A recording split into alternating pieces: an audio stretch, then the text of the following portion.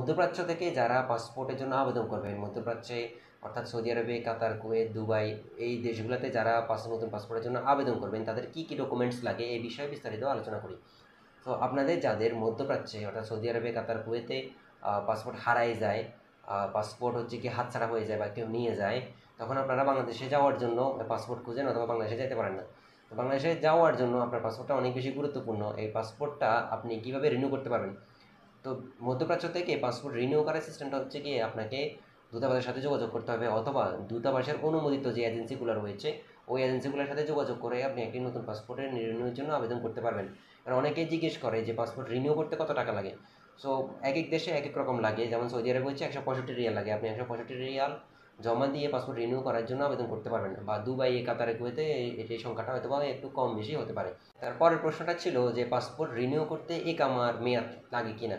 তো আপনারা জানেন যে পাসপোর্ট হচ্ছে গিয়ে আপনার নাগরিক অধিকার, ঠিক আছে। এই পাসপোর্ট রিনিউ করতে আপনার একামার মেয়াদ লাগে না। তবে আপনি আগের যে পাসপোর্ট রয়েছে ওই আগের পাসপোর্টের একটা কপি আর একামার একটা কপি লাগে। কপি বলতে ফটোকপি লাগে। একামার ফটোকপিটা কেন লাগে? একামার ফটোকপিটা আপনি যখনই দিবেন তখনই বোঝা যাবে যে আপনি এদেশে বৈধভাবে আসছেন, ঠিক আছে। এটার জন্যই হচ্ছে কি মূলত একামার ফটোকপিটা। আপনি যদি একামার মধ্যে মেয়াদও না থাকে তারপরে আপনি পাসপোর্টটা রিনিউ করতে পারবেন। তারপরে আরেকটা প্রশ্ন ছিল যে কতদিন লাগে। পাসপোর্ট রিনিউ হইতে হইতে হচ্ছে আপনার 3 মাসের মতো সময় লেগে যেতে পারে। আপনি আজকে আবেদন করলে আজকে থেকে 3 মাসের মধ্যে আপনার পাসপোর্টটা চলে আসতে পারে। এবং ই পাসপোর্ট সৌদি আরবে চালু আছে কিনা এটা নিয়ে আপনাদের অনেকেরই প্রশ্ন। তো ই পাসপোর্ট এখনও পর্যন্ত সৌদি আরবের কার্যক্রম শুরু হয় নাই। তবে আমি যতটুকু দূতাবাসের সাথে যোগাযোগ করে বুঝতে পারছি যে ই পাসপোর্ট খুব দ্রুত হচ্ছে গিয়ে রিয়াদে চালু হয়ে যাবে অথবা সৌদি আরবে চালু হয়ে যাবে। সৌদি আরবে যখন চালু হবে তখন আপনারা সরাসরি ই পাসপোর্টের জন্য আবেদন করতে পারবেন। আরেকটা প্রশ্ন ছিল যেটা হচ্ছে গিয়ে নতুন পাসপোর্টে ভিসা বা যে ইমিগ্রেশনের যে স্ট্যাম্পিংগুলো রয়েছে বা ডকুমেন্টসগুলো আছে ওইগুলো থাকে কিনা। নতুন পাসপোর্টে ভিসা বা আপনার ট্রাভেল রেকর্ড অথবা আপনার যে ইমিগ্রেশন সিল এগুলো কোনো কিছু থাকে না।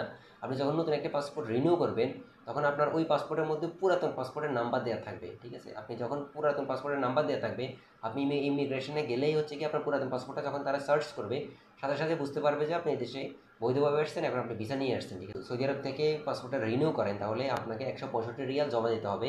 আপনাকে একটা পাসপোর্টের কপি জমা দিতে হবে, মানে যে পাসপোর্টটা আপনার হারাই গেছে ওই পাসপোর্টের কপিটা জমা দিতে হবে এবং আপনাকে একামার কপিটা জমা দিতে হবে। তো এই 3টা পেপার দিলে হচ্ছে কি আপনি নতুন একটি পাসপোর্টের জন্য আবেদন করতে পারবেন। এখন আবেদনটা কীভাবে করবেন?